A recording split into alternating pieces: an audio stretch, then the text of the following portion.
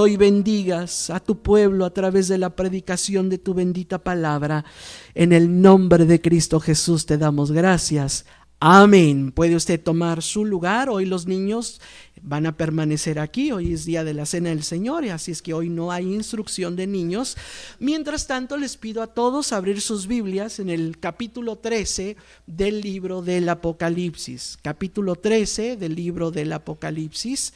Ahí tendremos nuestra lectura. Mantenga su dedo solamente en esa porción de la Biblia.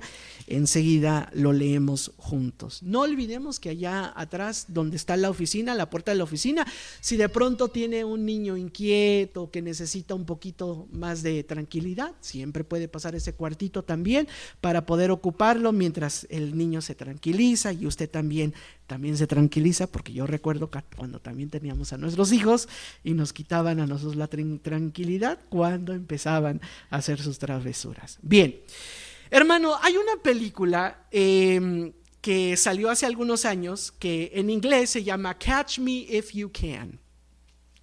En español es Atrápame si puedes.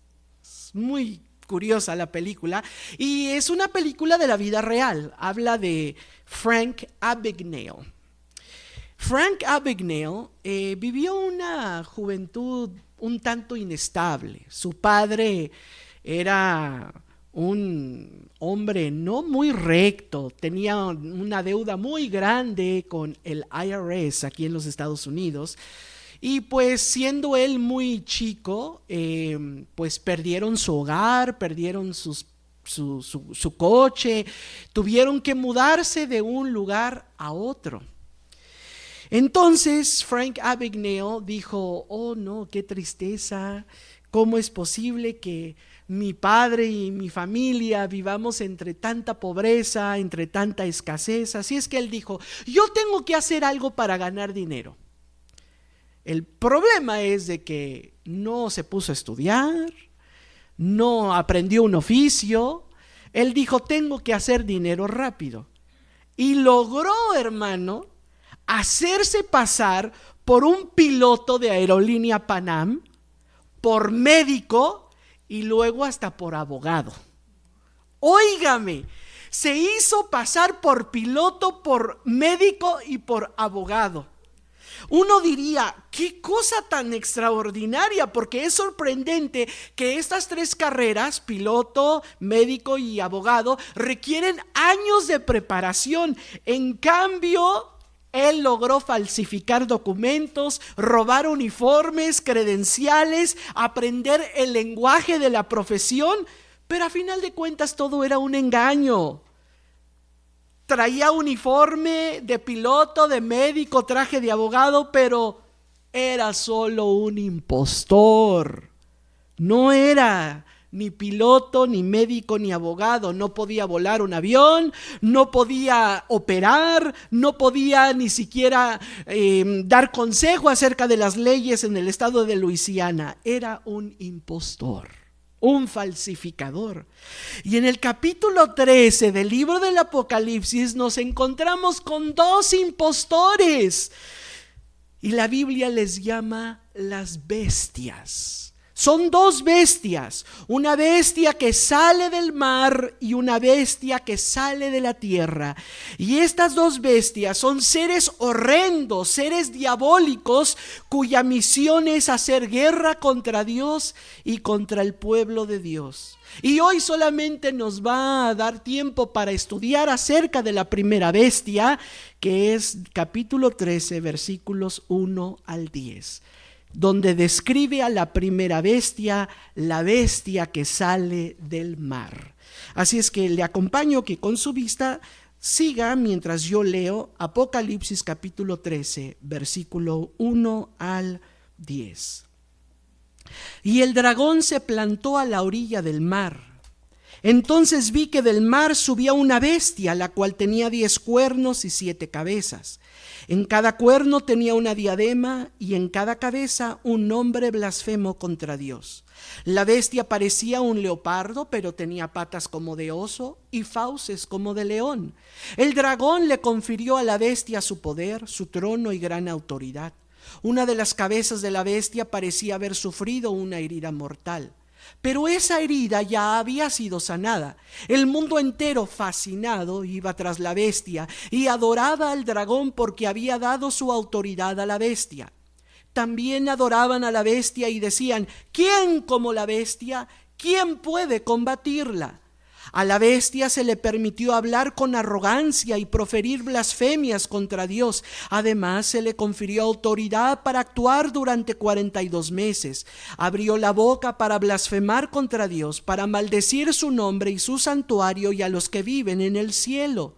También se le permitió hacer la guerra a los creyentes y vencerlos. Y se le dio autoridad sobre toda tribu, pueblo, lengua y nación.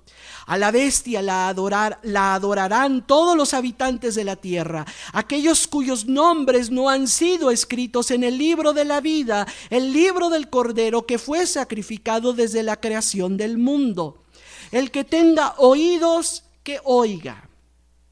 El que deba ser llevado cautivo, a la cautividad irá. El que deba morir a espada, a filo de espada morirá. En esto consiste en la perseverancia y la fidelidad de los creyentes. Hasta ahí la lectura de hoy.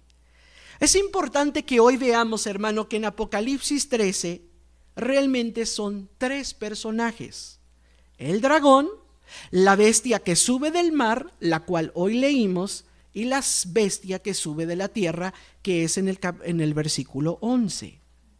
Ahora, lo importante de todo esto es que estos tres personajes, el dragón, bestia 1 y bestia 2, están muy conectados. ¿Por qué? Porque el dragón le da el poder a la primera bestia. Eso dice el versículo 2. La primera bestia existe por el poder del dragón. Y luego la segunda bestia dice, hace que el mundo entero, versículo 12, hace que el mundo entero adore a la primera bestia.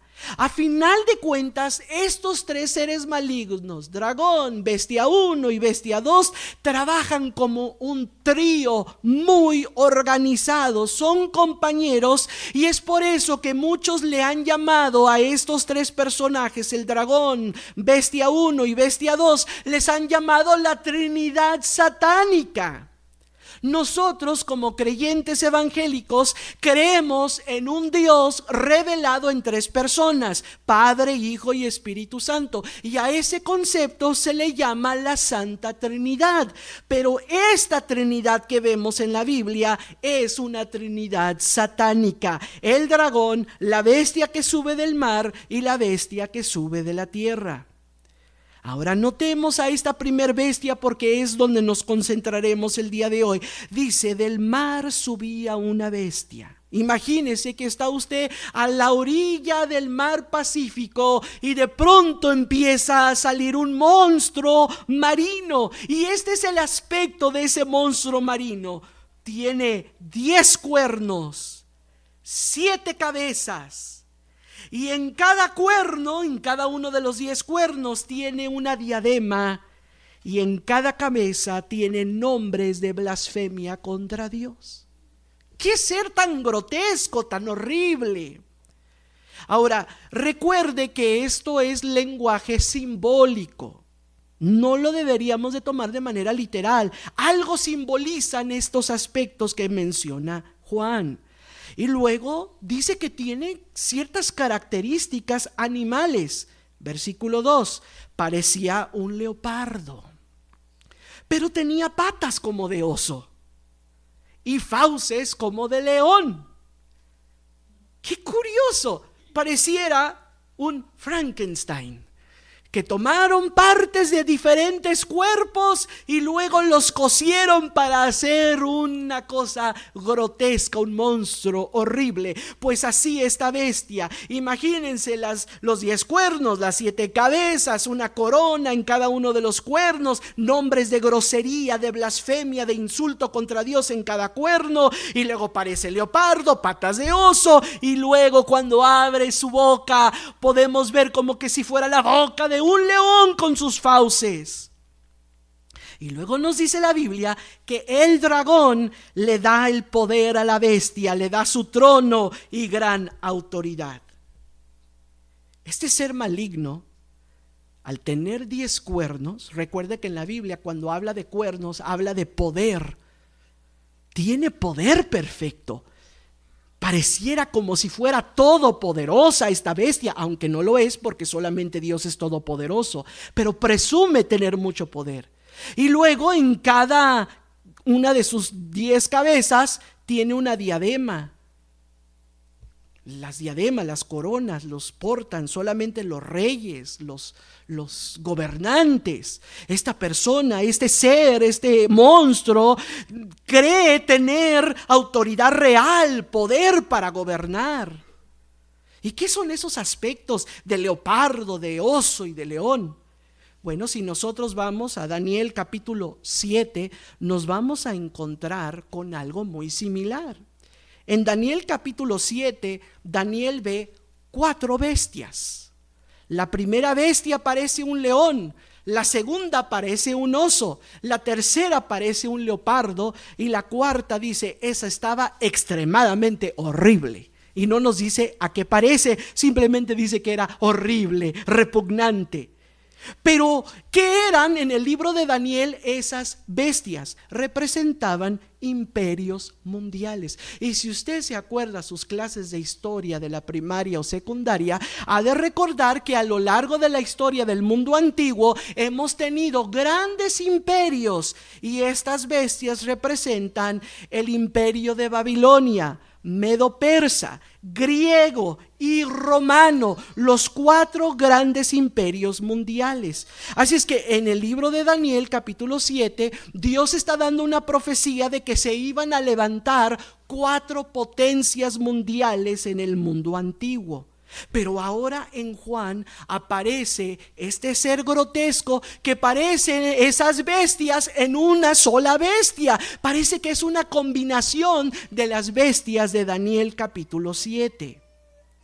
Así es que Apocalipsis capítulo 13 nos está hablando de una gran potencia mundial, una combinación de diferentes imperios y reinos en una sola persona. Ahora, lo otro interesante es que una de las cabezas que tiene esta bestia parece estar herida, versículo 3. Pero la herida es sanada, parece que ocurre un milagro.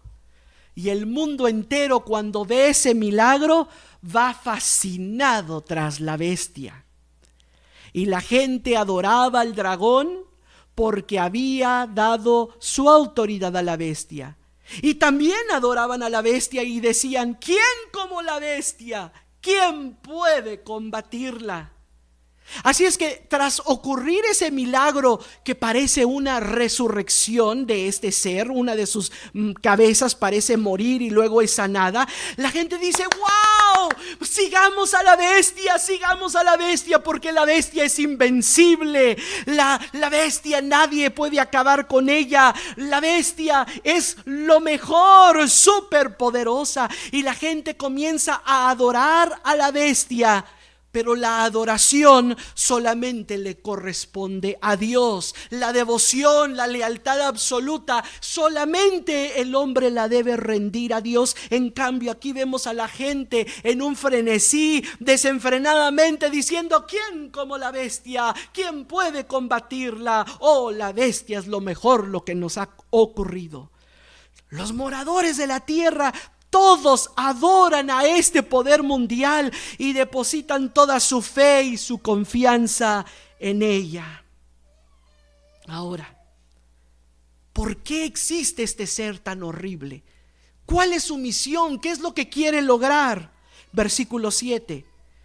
2 cosas quiere lograr: hacer la guerra a los creyentes. ¿Cuántos creyentes hay aquí? Creo que en su mayoría los que hoy vinieron son creyentes en Jesús. Así es que la bestia existe para hacernos guerra a todos nosotros y también para tener autoridad sobre toda tribu, pueblo, lengua y nación. Así es que son 2 metas que tiene la bestia: hacer guerra contra los que siguen a Dios, y meta número 2, controlar a la población entera de la tierra. No importa de qué tribu sean, de qué pueblo sean, qué idioma hablen, a qué nación pertenezcan. La bestia, este ser, quiere controlar a todo ser humano. Quiere tener autoridad, dominio sobre la población del planeta Tierra.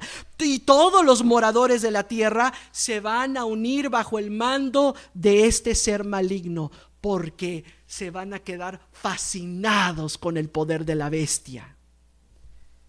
¿Quién es este ser tan grotesco? La Biblia lo llama el anticristo. Es un ser que se levantará en contra de Dios, opera bajo el poder de Satanás, hablará blasfemias contra Dios, perseguirá a los seguidores de Jesús y va a establecer un gobierno mundial, y todas las naciones del mundo se van a someter a su autoridad.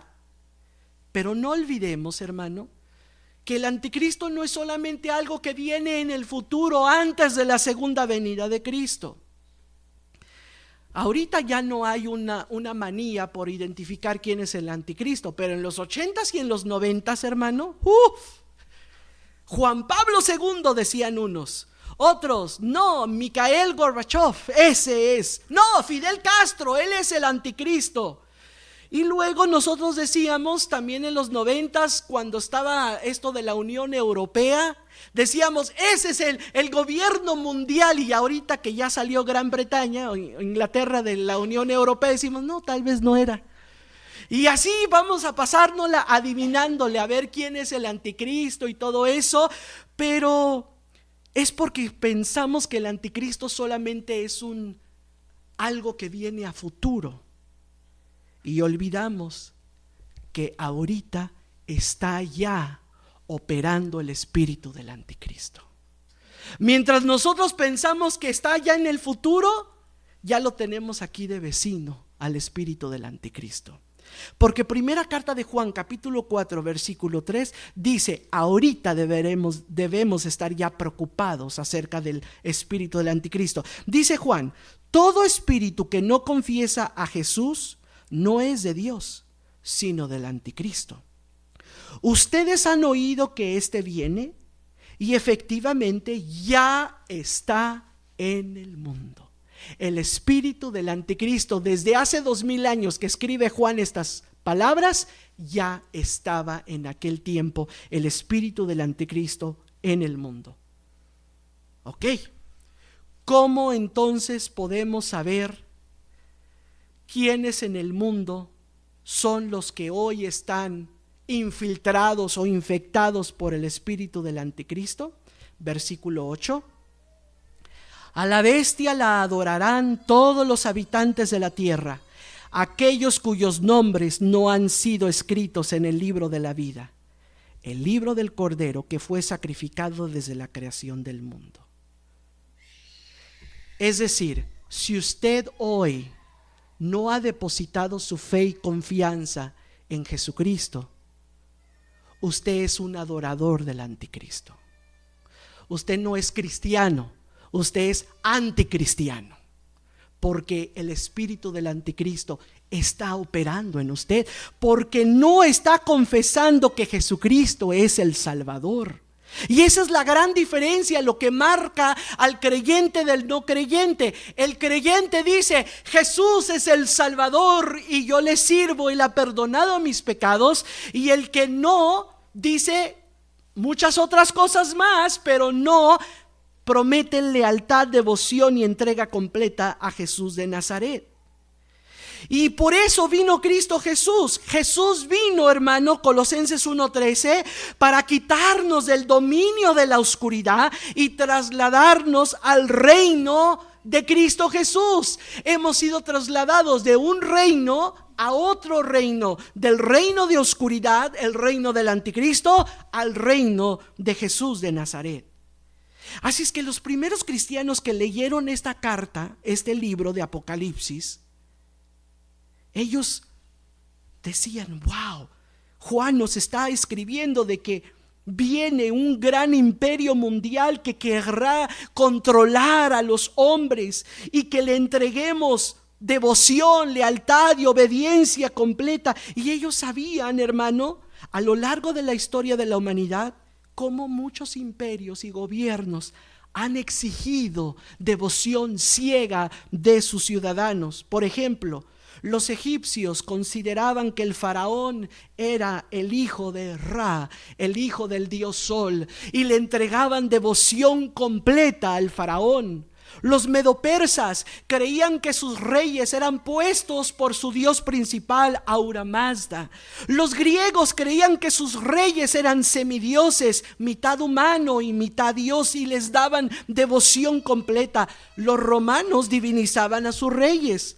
Por eso es que muchos en el Imperio Romano decían: César es el Señor, porque creían que sus reyes eran divinos.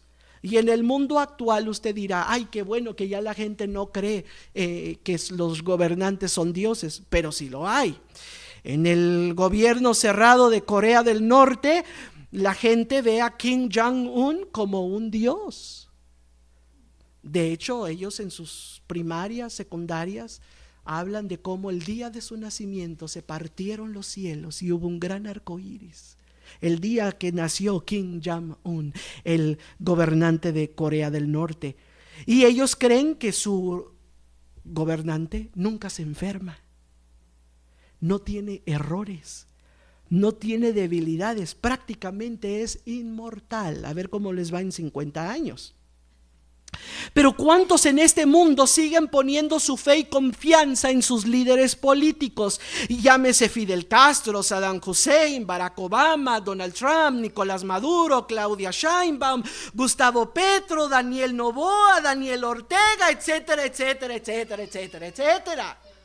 Y ponen y dicen: ahora sí, con la cuarta transformación, ahora sí ya tenemos el Congreso, el Senado, la Cámara de Representantes, ahora sí tenemos la Corte Suprema, ahora sí, bravo. ¿Quién como la bestia que acabamos poner en la Casa Blanca o en Los Pinos o allá o acá? ¿Quién como nuestra bestia?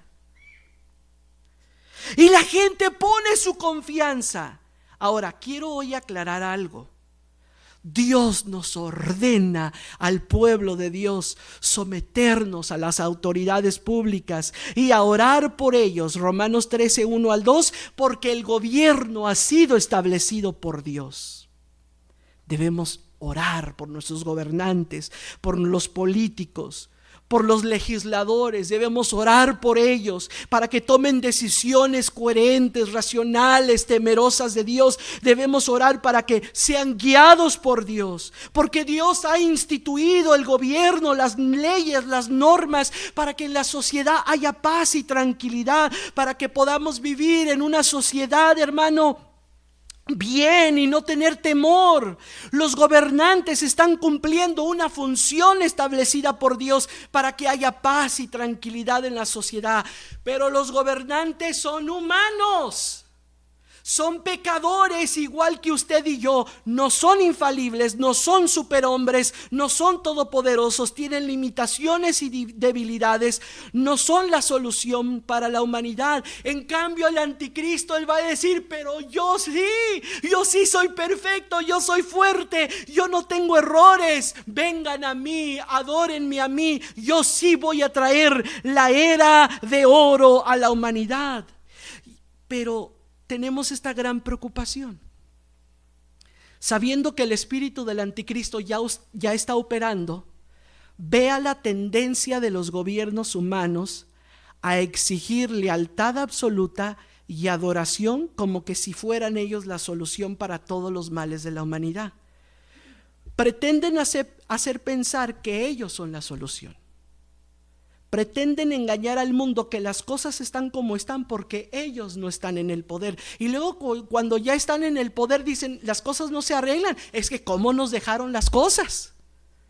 La gente deposita en ellos toda su fe y confianza porque van a dar esto o van a dar aquello. Le preguntábamos a mi cuñado: ¿y tú por quién vas a votar? Por la señora, la que va a dar no sé qué. Y así la gente, a ver qué nos va a dar el gobernante, el político. Vivimos esperando que los gobiernos saquen a la gente de la miseria. Estamos preparando el terreno, ¿sabe para qué? Para el anticristo. Porque el anticristo va a decir, qué bueno que ya están acostumbrados a buscar eso de sus gobiernos, porque todo eso yo les voy a dar. Les voy a dar casas, les voy a dar pensiones, les voy a dar despensa. No, hombre, voten por mí, van a ver que yo les voy a dar todo lo que andan buscando. Solamente adórenme. Y luego vemos sus errores, ignoramos sus errores, no queremos criticar sus malas decisiones, no queremos darnos cuenta de cuántas veces han mentido, de cuán corruptos son, de cuán injustos son, inhumanos, y en muchos casos cómo viven obsesionados con el poder. La Iglesia de Jesucristo, sobre todos los demás grupos en la sociedad, debe ser fiel a las Escrituras y llamarlos a cuenta. Debemos ser como Juan el Bautista, que se enfrentó al adulterio del rey Herodes. Debemos ser como Elías, que señaló el pecado de la reina Jezabel. No debemos entregar nuestra lealtad al espíritu del anticristo, a ningún gobierno humano, a ningún partido político. Es triste ver, hermano, este ejemplo de la iglesia luterana en Alemania. La iglesia luterana en Alemania, uno preguntará si era una iglesia supuestamente con origen evangélico cristiano.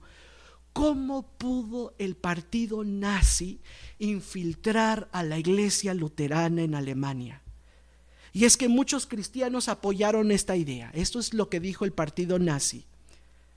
Exigimos libertad para todas las confesiones religiosas en el Estado, siempre que no amenacen su existencia ni ofendan los sentimientos morales de la raza alemana. Mientras el cristianismo no ofenda a lo que queremos los alemanes, pueden seguir con su cristianismo. Esto, mi amado hermano, es una perversión del cristianismo. Esto es adorar a la bestia, adorar al gobierno, adorar a alguien o a algo que no es Dios. El cristianismo bíblico no tiene como principio, ¿saben qué, hermanos? Vamos a hacer todo lo posible para ofender a la humanidad. No. Pero sabemos que el mensaje de la cruz es locura para muchos, es necedad para otros, es ofensivo para el hombre que cree que no es un pecador y que no necesita ser salvado. El cristianismo bíblico se interesa por agradar a Dios, por vivir la palabra de Dios, por transformar la sociedad mediante la predicación del evangelio y llamar a los hombres al arrepentimiento. El cristianismo bíblico afirma que nadie puede portar el nombre de cristiano si no está dispuesto a amar a su prójimo, a tomar su cruz y seguir a Jesús, a vivir una vida de santidad. El cristianismo bíblico jamás ha de doblar su rodilla ni rendirse ante la bestia, por muy imponente que parezca su gobierno y autoridad. Hermano, vendrán gobiernos, se levantarán imperios, irán a izquierda, irán a derecha, veremos olas de movimientos políticos, etcétera. Pero todo eso se ha de acabar y lo único que ha de permanecer es el reino de Cristo Jesús. Y una de las cosas que es realmente decepcionante es cuando el creyente en el Señor Jesucristo no mantiene sus valores bíblicos, a pesar de la persuasión política, a pesar de quien esté en el poder. Porque el cristiano no bíblico, sino solamente de nombre o con una fe muy débil, va siempre a ir en pos de la bestia, a ir en pos de los poderes sobre la tierra. Y sabemos que estamos viviendo en tiempos muy difíciles, sobre todo para una comunidad hispanoamericana, ¿no? En este país. Y sabemos la situación que ahorita se está viviendo. Y una de las cosas más decepcionantes para mí ha sido ver de pronto ciertas noticias y ver personas, pues sí, muy contentas por todo lo que está ocurriendo aquí en el valle. Y de pronto voy a su perfil y vi, Jesús es Dios. Y yo dije, ¿cómo puedes tener tanto odio, en tu corazón y a la vez decir Jesús es Dios? ¿No será que estás adorando tú también a la bestia? ¿No será que el espíritu del anticristo está engañando tu cristianismo? Y ahora podríamos disertar y argumentar sobre política migratoria en este país, pero algo sí es cierto: nuestros valores siguen siendo los mismos. Amar y respetar nuestro gobierno, orar por nuestros gobernantes, pero también no se nos puede olvidar el amor por el prójimo, la compasión, la misericordia. Y todo lo que no viene de ahí, viene del espíritu del anticristo. Así es que, ¿qué les parece si hoy oramos, hermano?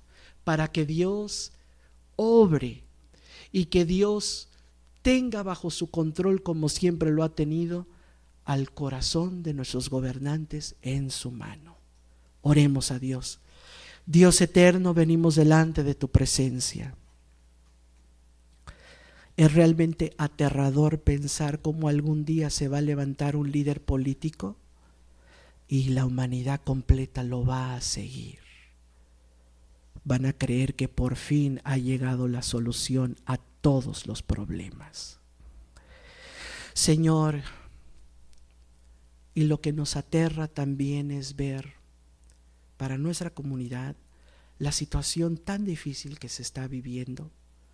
Sabemos, Señor, que vivimos en un país con un sistema, pues sí, para qué no decirlo, un sistema migratorio, pues desastroso. Pero dejaremos los argumentos y la póliza política a los políticos, a los legisladores, a los jueces. Pero lo que sí nos interesa a nosotros es el amor al prójimo, la compasión, la misericordia. Y creo, Señor, que de pronto hay muchos dentro de la sociedad que ve ciertas cosas y se alegran y aplauden, olvidándose del amor, de la compasión, de la misericordia. Y eso es triste, es muy triste, Señor, y ha infundido mucho temor, mucho terror. Y sin embargo, Señor, sabemos que al vivir en un mundo quebrantado, esto es lo que nos ha tocado vivir. Pero te rogamos, Señor, que tú tomes el corazón de nuestros gobernantes y obres.